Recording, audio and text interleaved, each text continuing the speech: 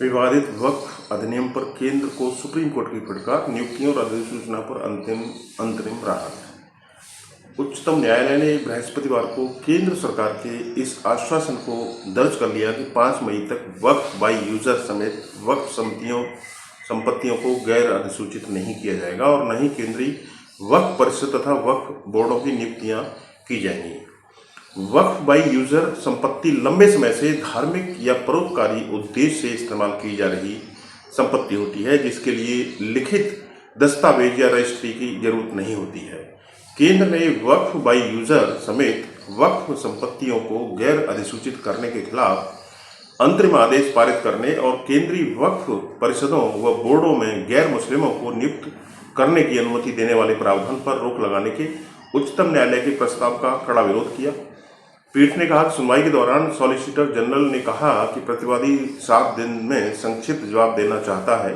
उन्होंने कहा कि आश्वासन दिया है कि सुनवाई की अगली तारीख तक धारा 9 और 14 के तहत परिषद एवं बोर्डों में कोई नियुक्ति नहीं की जाएगी। अदालत ने कहा कि मेहता ने यह भी कहा कि सुनवाई की अगली तारीख तक अधिसूचना के माध्यम से पहले से पंजीकृत या घोषित वक्फ बाय यूजर समेत वक्फ संपत्तियों की स्थिति से छेड़छाड़ नहीं की जाएगी और उन्हें गैर अधिसूचित नहीं किया जाएगा।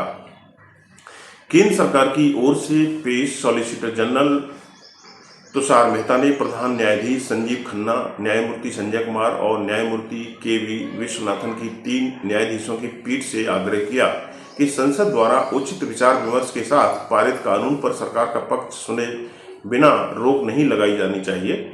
इसके बाद पीठ ने विवादास्पद वक्फ संशोधन अधिनियम 2025 की वैधता को चुनौती देने वाली याचिकाओं पर प्रारंभिक जवाब दाखिल करने के लिए केंद्र सरकार को 1 सप्ताह का समय दिया और मामले की अगली सुनवाई के लिए 5 मई की तारीख तय कर दी।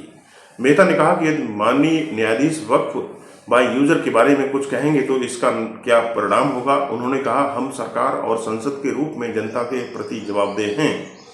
प्रधान न्यायाधीश ने कहा कि यदि किसी वक्फ संपत्ति का पंजीकरण 1995 के अधिनियम के तहत हुआ है तो उन संपत्तियों को अगली सुनवाई तक गैर अधिसूचित नहीं किया जा सकता। उच्चतम न्यायालय ने बुधवार को मामले की सुनवाई करते हुए अधिनियम के कुछ प्रावधानों पर रोक लगाने का प्रस्ताव रखा था। इनमें अदालतों द्वारा वक्फ घोषित की गई संपत्तियों को गैर अधिसूचित करने और केंद्रीय वक्फ परिषद व बोर्डों में गैर मुस्लिमों की नियुक्ति का प्रावधान शामिल है। मेहता ने गुरुवार को पूछा कि क्या न्यायालय अधिनियम की कुछ धाराओं के प्रारंभिक अध्ययन के आधार पर अधिनियम पर प्रत्यक्ष या अप्रत्यक्ष रूप से रोक लगाने पर विचार कर सकता है। मेहता ने कहा कि यदि माननीय न्यायाधीश किसी वैधानिक प्रावधान पर रोक लगाने पर विचार कर रहे हैं तो यह अपने आप में दुर्लभ होगा। हमें माननीय न्यायाधीशों को कानून के इतिहास और उसके बाद संशोधन के बारे में बताना होगा।